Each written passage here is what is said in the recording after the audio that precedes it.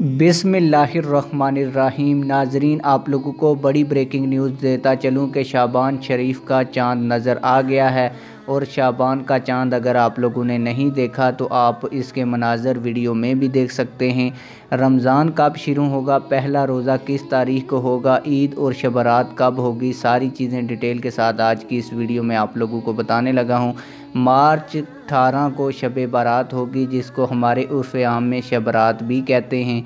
इसी तरह पहले रमज़ान का आगाज़ 2 या 3 तारीख को होगा। अगर शाबान शरीफ का महीना 29 दिन का हुआ तो 2 तारीख को पहला रोज़ा होगा, और अगर शाबान का महीना 30 दिन का हुआ तो 3 को पहला रोज़ा होगा, यानी कि रमज़ान का स्टार्ट हो जाएगा।